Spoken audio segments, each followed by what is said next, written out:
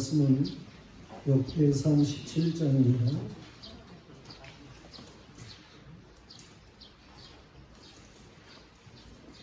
역대상 17장 1절부터 12절까지 말씀입니다. 공부하겠습니다.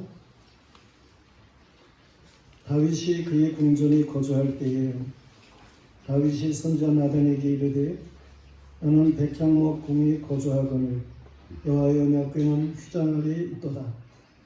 나단이 다윗에게 아뢰되 하나님이 왕과 함께 계시니 마음에 있는 바를 모두 행하소서. 그 밤에 하나님의 말씀이 나단에게 임하여 이르시되 가서 내 종 다윗에게 말하기를 여호와의 말씀이 너는 내가 거할 집을 건축하지 말라. 내가 이스라엘을 애굽에서 올라오게 한 날부터 오늘까지 집에 있지 아니하고 오직 이 장막과 저 장막에 있으며 이 성막과 저 성막에 있었나니 이스라엘 무리와 더불어 가는 모든 곳에서 내가 네 백성을 모이라고 명령한 이스라엘 온 사사에게 내가 말하기를 너희 어찌하여 내 백향목 집을 건축하지 아니하였느냐고 말하였느냐 하고 또한 내 종 다윗에게 이처럼 말하라. 만군의 여호와께서 이처럼 말씀하시기를 내가 너를 목장 곧 양떼를 따라다니던 데에서 데려다가 내 백성 이스라엘의 주권자로 삼고 네가 어디로 가든지 내가 너와 함께 있어 네 모든 대적을 네 앞에서 멸하였은즉 세상에서 존귀한 자들의 이름 같은 이름을 네게 만들어 주리라. 내가 또 내 백성 이스라엘을 위하여 한 곳을 정하여 그들을 심고 그들이 그곳을 거주하면서 다시는 옮겨가지 아니하게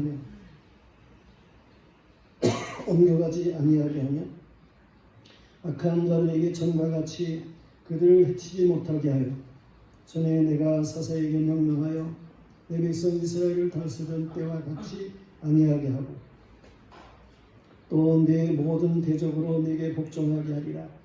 또 내게 이르노니 여호와가 너를 위하여 한 왕조를 세울지라. 내 생명의 연한이 차서 네가 조상들에게로 돌아가며 내가 네 뒤에 네 시 곧 네 아들 중 하나를 세우고 그 나를 견고하게 하리니 그는 나를 위하여 집을 건축할 것이요 나는 그의 왕위를 영원히 견고하게 하리라. 아멘. 예수님의 찬양이 있습니다.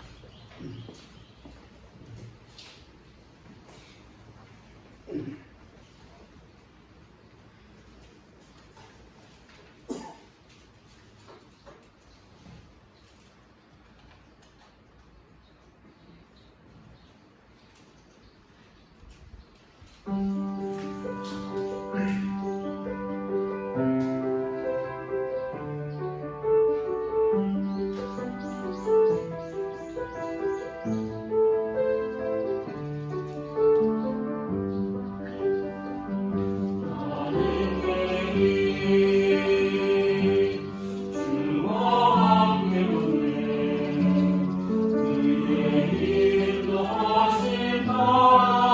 함께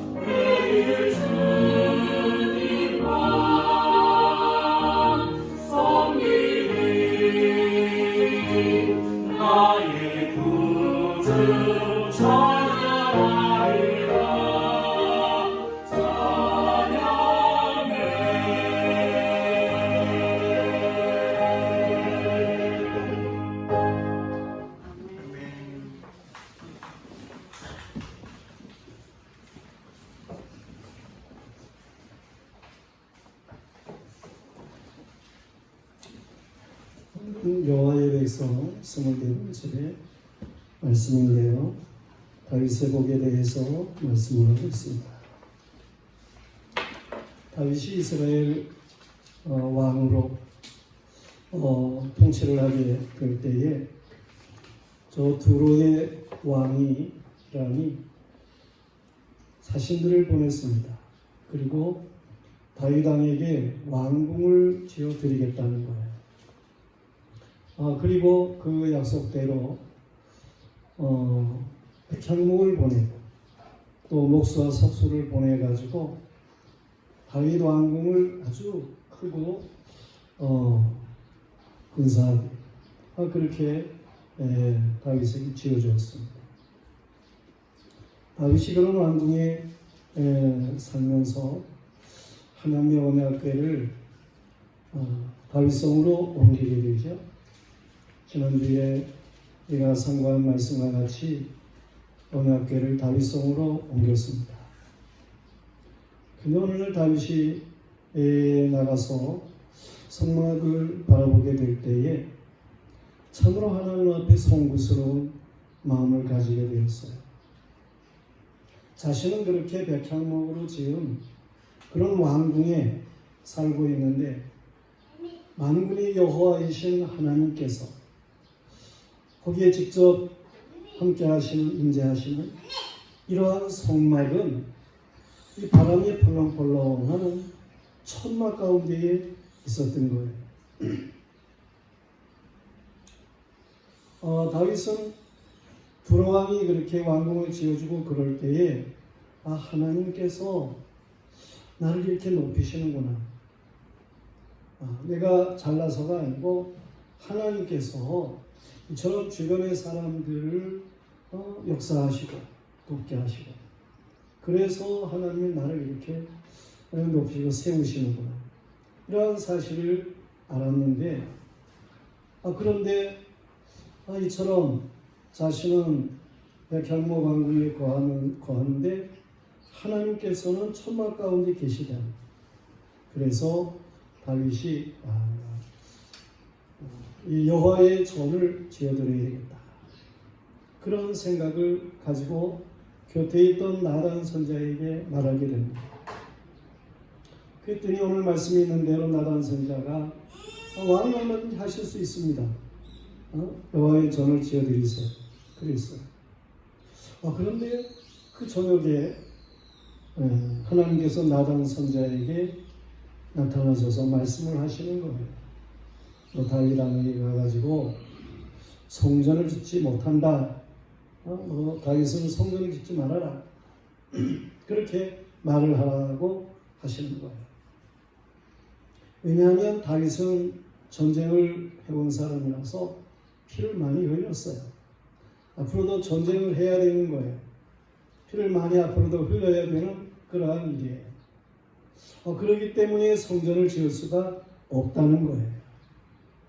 그래요. 사람들이 성전이 만약에 다윗이 성전을 지어서 성전에 들어가게 되면 아무래도 다윗은 생각하는 것이 있지 않겠어요? 그러면서 그가 피를 그렇게 많이 흘린 전쟁한 사람인데 이 성전을 지었어. 그렇게 생각할 때에 평화로운 성전과 어울리지를 않잖아요. 하나님께서는 다 계획이 있으셔요. 성전을 언제 지어야 되겠다. 누구를 통해서 지어야 되겠다. 이러한 계획이 다 있으신 거예요. 그래서 다윗에게 성전을 짓지 말라고 말씀을 하시는 거예요. 그렇지만 이 다윗이 하나님 앞에 성전을 지어 드려야 되겠다라고 하는 그 생각을 가진 것, 그렇게 말을 한 것, 이것을 하나님께서는 귀하게 여기시는 거예요.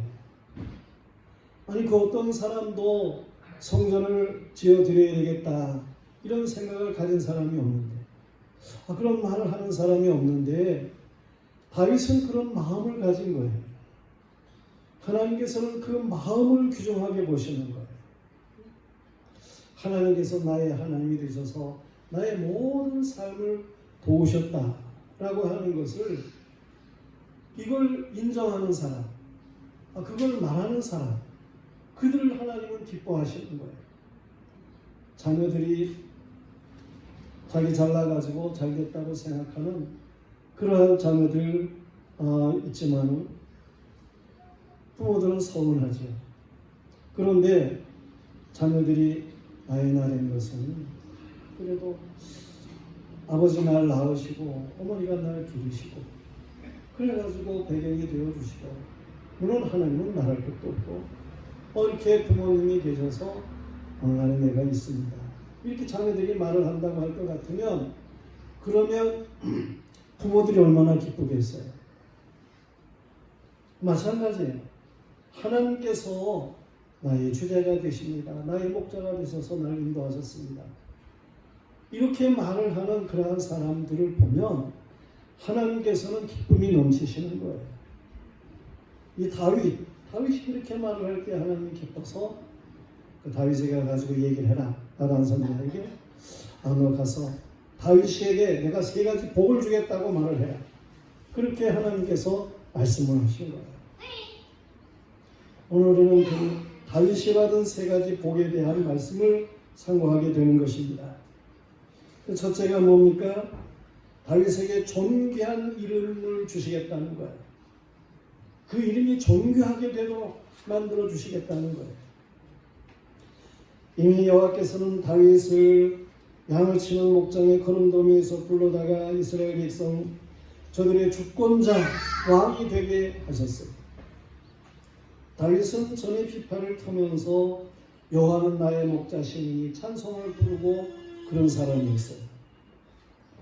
하나님을 참 사랑하는 그러한 다윗이었고, 또 여호와께서도 다윗을 많이 사랑하셔서 이처럼 이스라엘의 왕이 되게 한 거죠.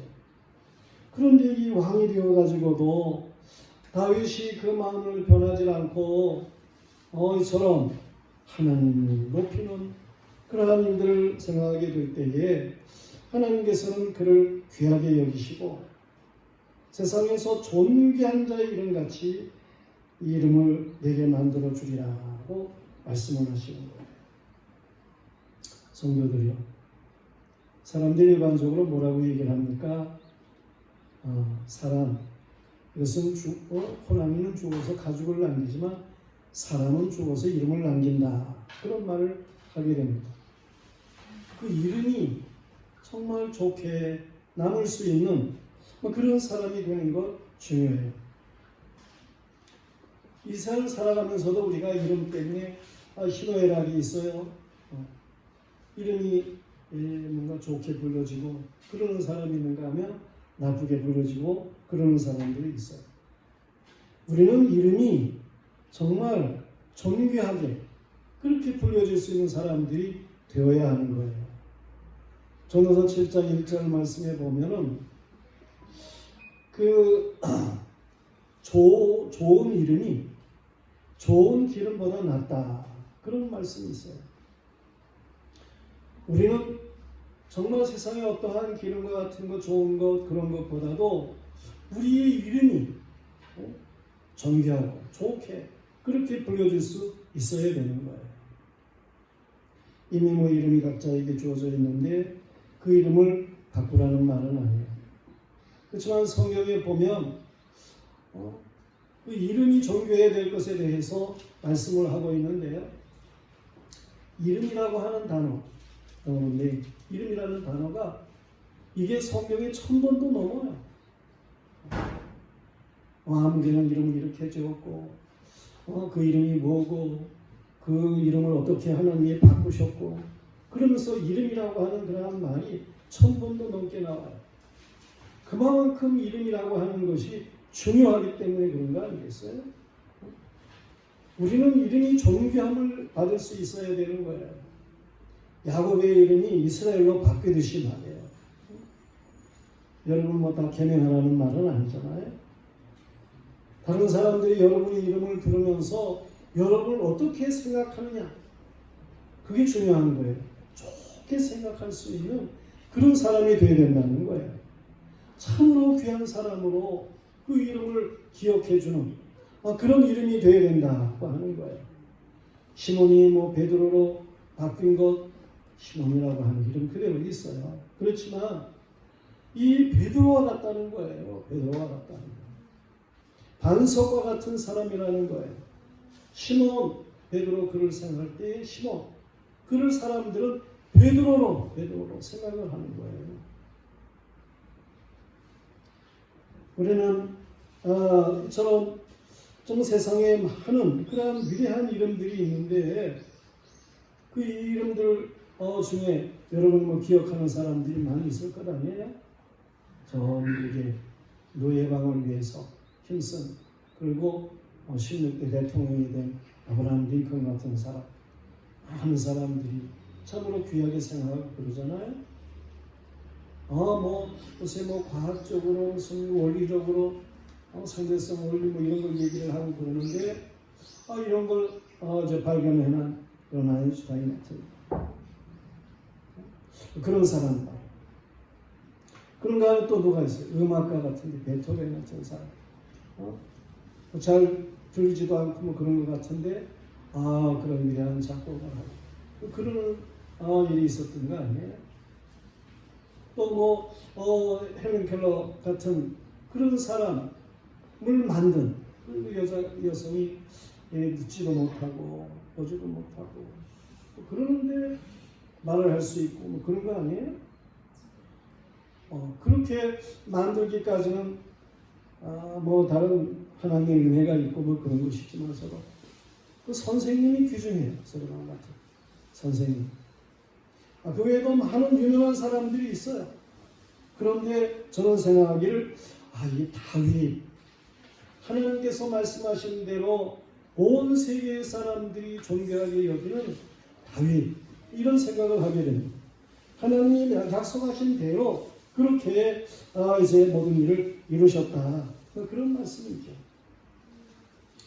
우리는 다시금 말하건대 우리 이름이 이미 생명책에, 하나님의 생명책이 기록되어 있어요.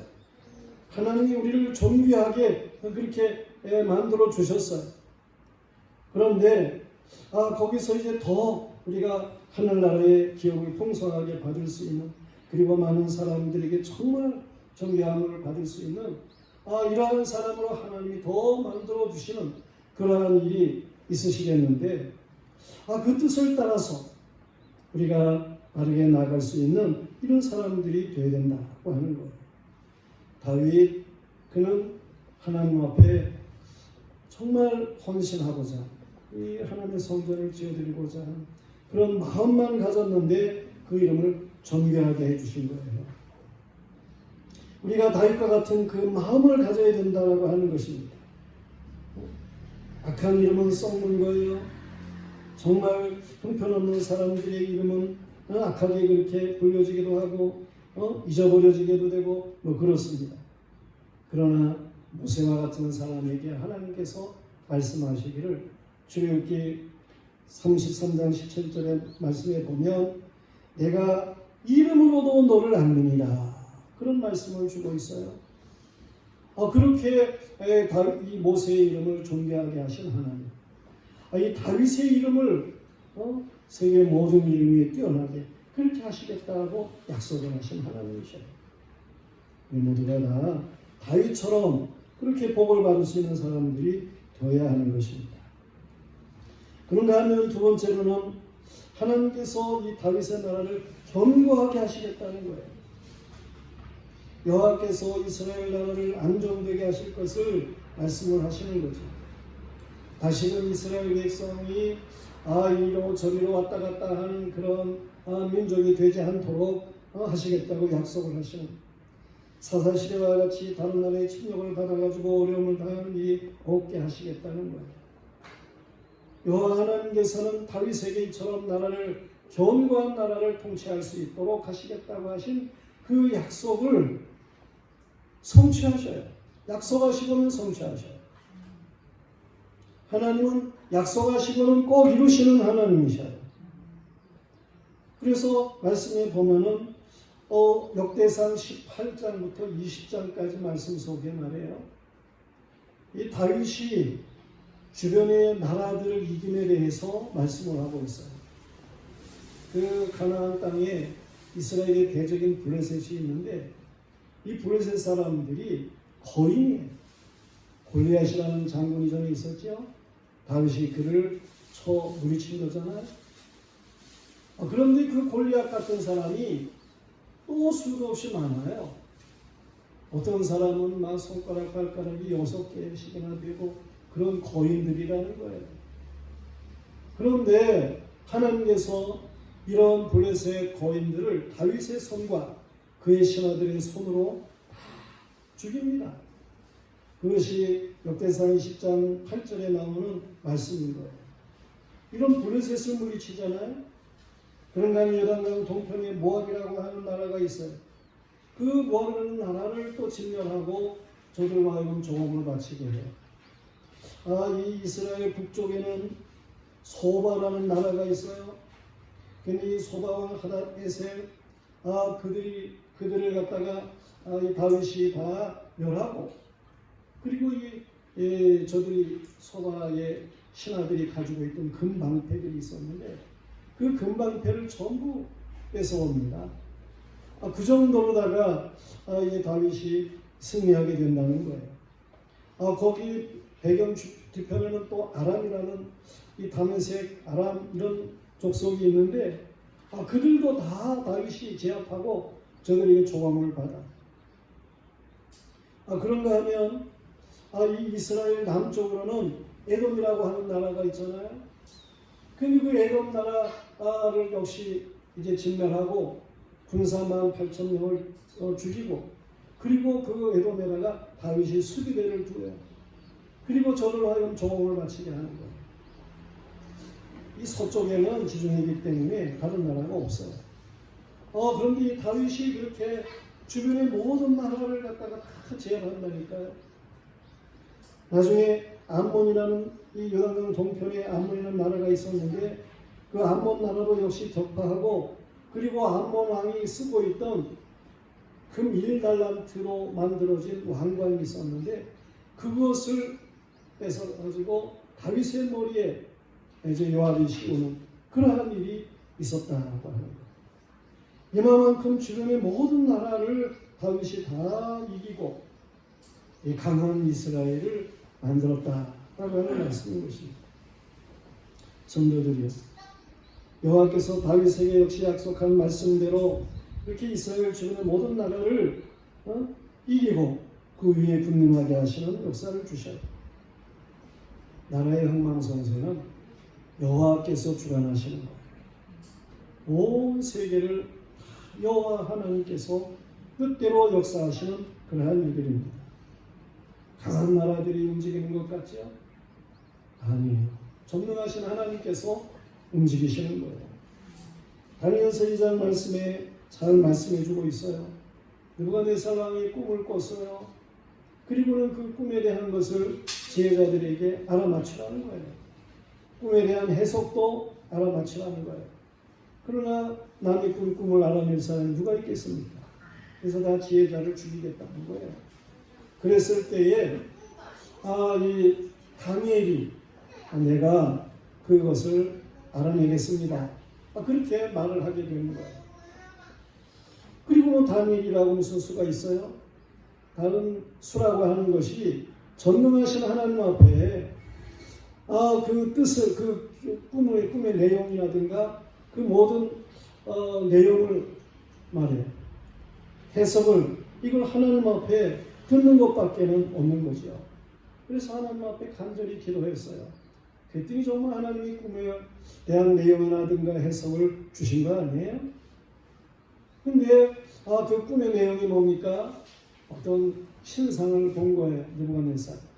머리는 금으로 되고 가슴과 팔은 은으로 되고 배와 넓적 다리는 노소로 되고 다리는 철로다가 되고 발은 철과 흙으로 혼합된 것이고, 그런데 뜨인, 사람의 손으로 하지 않은 뜨인 돌이 날라와가지고 이 우상의 발을 쳐서 우상이 넘어지고 깨어지고 부서져서 겨와 같이 다 날아가 버리고 만 거예요. 그런데 이 사람의 손으로 하지 않은 뜨인 돌은 점점 자라가지고 태산을 이룬 온 세계에 가득한 그런 꿈이었어요. 해석이 뭡니까?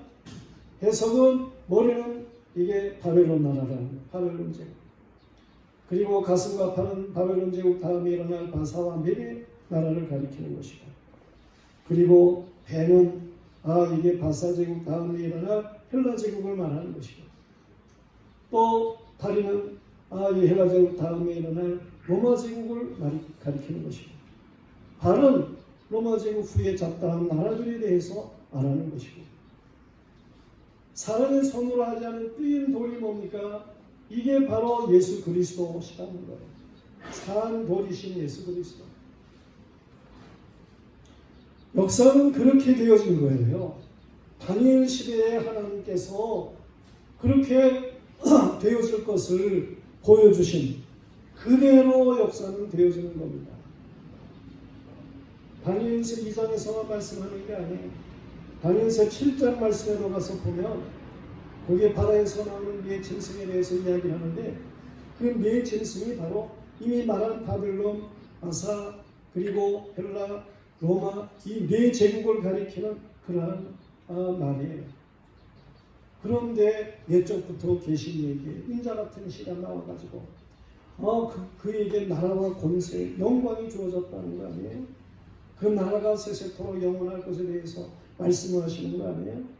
다니엘 7장 13절 이하 말씀을 보면 그 인자 같은 이가 누굽니까? 바로 예수 그리스도이신 거예요. 예수가 이 세상에 인자로 오시고 사람들이 인자를 누구라고 하느냐 말씀을 하셨는데, 바로 다니엘 7장 13절의 말씀에 준해서 예수 그리스도께서 말씀하신 거예요. 역사는 그렇게 하나님의 말씀대로 뜻대로 되어지는 것입니다. 하나님이 다윗에게 주변의 모든 나라들을 제압하고 그래서 나라를 안정되게 만들 것이라고 말씀을 하셔요. 그대로 되었다는 거 아니에요? 오늘 우리는 하나님 앞에서 정말 하나님은 생사복을 주관하시는 하나님, 나라의 흥망성쇠를 주관하시는 하나님이신 것을 확신하고 말해요. 하나님이 우리를 통해서 일하실 일들을 깨달을 줄 알아야 돼요. 다윗과 같은 마음을 가지게 되면 하나님이 우리를 통해서 우리 주변의 모든 사람들을 그리스도 안에서 제압하게 할 수 있는 역사를 주신다고 하는 말씀이에요. 하나님께서는 믿음의 사람들에게 약속을 하십니다. 아브라함에게 약속하시기를 너는 눈을 들어서 동서남북을 바라보라는 거예요. 이 땅을 종과의 행으로 행하여 보라는 거예요. 내가 보고 내가 종과의 행으로 행한 땅을 다 너와 네 자손에게 주겠다고 약속을 하시는 거예요. 우리 믿음의 사람들에게 말해요. 하나님께서는 주변의 모든 악의 세력들을 다 그리스도 안에서 믿음으로 제압하게 하고 선한 역사를 저에게 보이고, 그래서 하나님이 행하시는 일들을 나타내시는 이런 일들을 주시겠다고 하는 것입니다. 우리는 다윗과 같이 그렇게 복을 받을 수 있는 하나님의 사람들이 되어야 하는 거예요. 그런가 하면 세 번째로 하나님께서 다윗에게 약속하신 말씀이 뭡니까? 영원한 왕을 약속을 하시는 거예요. 다윗이 하나님이 쳐서 열정으로 돌아가면 그 뒤를 이어서 아들 중에 하나가 이제 왕이 되어가지고 말. 그래서 여호와의 전을 건축할 것에 대해서 말씀을 하셔요. 여호와께서 인자함을 베풀어서 이 다윗의 왕권이 영원할 것에 대해서도 약속을 하시는 것을 볼 수가 있어요.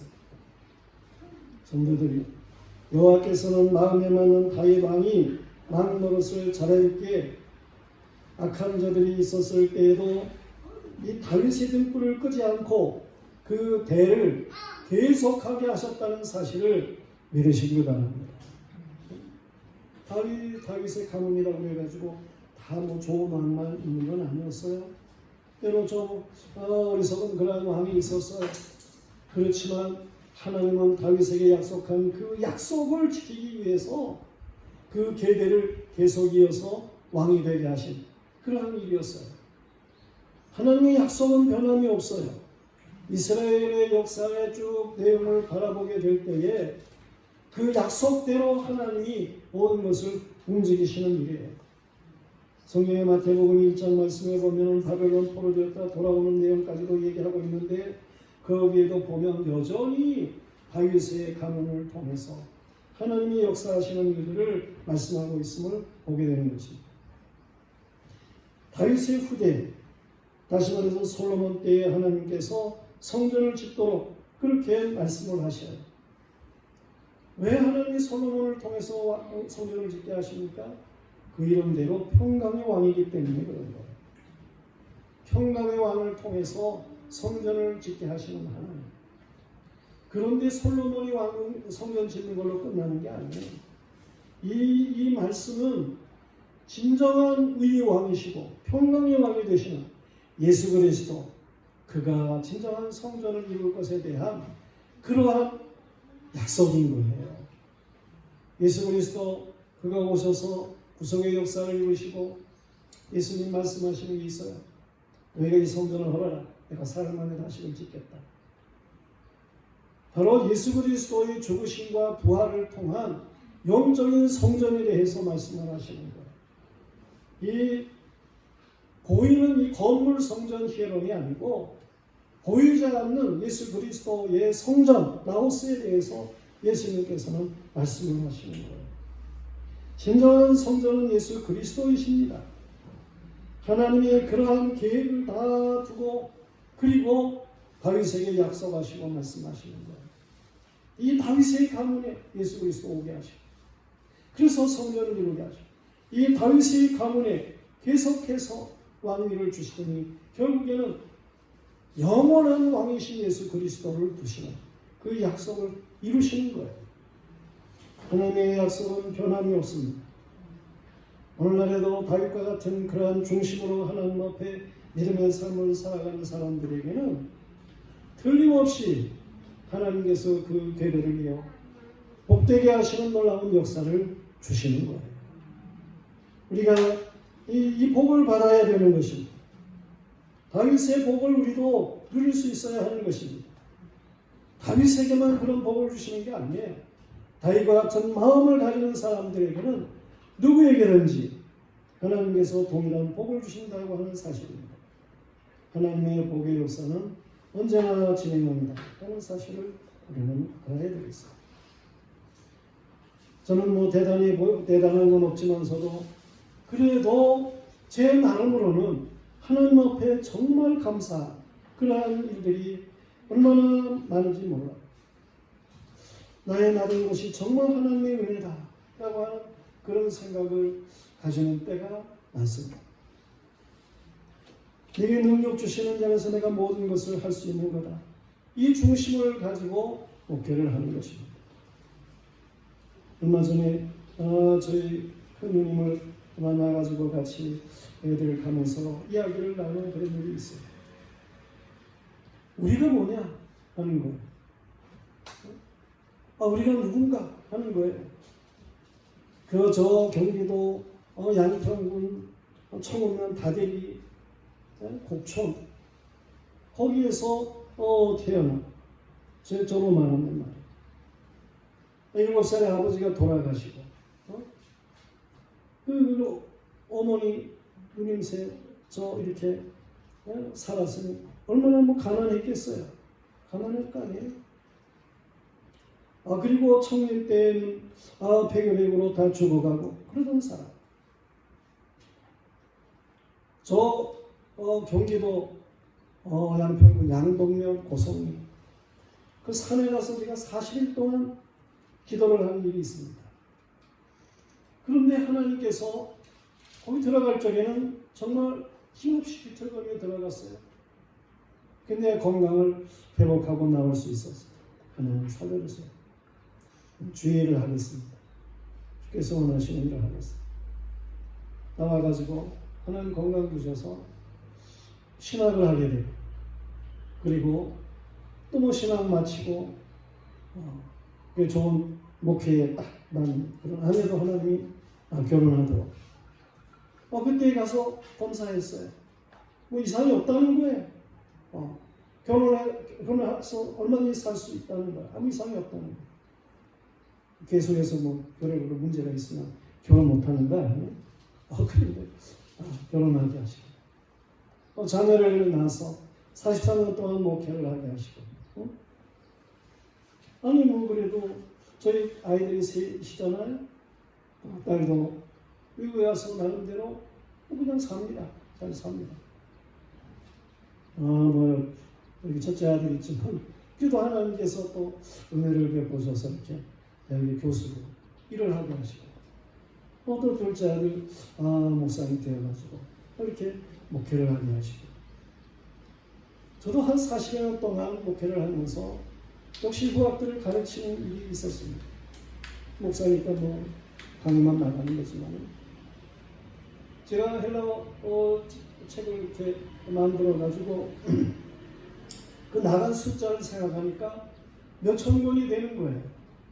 그러니 적어도 그 과목으로만 가도 몇천 명은 가르쳤다는 거 아니겠어요?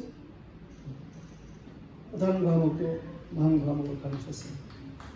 어떻든 간에 하나님께서 이렇게 하신 이런 일들을 생각할 때에 정말 하나님의 뜻대로 살고자 하면 하나님 어떻게 역사하시는구나 하는 것을 생각하게 됩니다. 저도 새벽마다 강단에 엎드려서 하나님 앞에 기도할 때에 다윗과 같은 기도를 하는 일이 많습니다. 여호와 하나님, 나는 누구며 내 집은 무엇이기에 이에 이르게 하셨습니까? 여호와여 주께서 주의 종을 위해서 주의 뜻대로 이 모든 큰 일을 행하셨습니다. 여호와여 우리의 귀로 들은 대로 주와 같은 이가 없고 주 외에는 하나님이 없습니다. 저희 기도 다윗과 같은 기도를 저도 하고 있어요. 성도들이 다윗에게 약속하신 여호와의 역사는 오늘날에도 믿음의 사람들에게 여전히 약속되고 실현된다는 사실을 믿으시기를 바랍니다. 다윗과 같은 중심을 가지고 살아가면 하나님이 틀림없이 여러분에게 다윗에게 허락하신 세 가지의 복을 주실 줄로 믿습니다. 우리가 이 약속의 말씀을 붙잡고 승리할 수 있는 믿음의 사람들이 되어야 되겠습니다. 기도하겠습니다. 아버지 하나님, 하나님께서 오늘 다윗의 복에 대해 말씀을 하십니다. 하나님, 우리 모두가 다 이 복을 누리기를 소원합니다. 하나님 앞에 욕심이 아니고 다윗과 같은 그러한 신앙의 중심을 가지게 하여 주시옵시고, 그래서 하나님의 복 주심을 누릴 수 있는 하나님의 사람들이 하여 주시옵소서. 영화교회 모든 성도를 하나님께서 선히 역사하실 것을 믿사옵니다. 예수님 이름 받들어 기도드리옵나이다.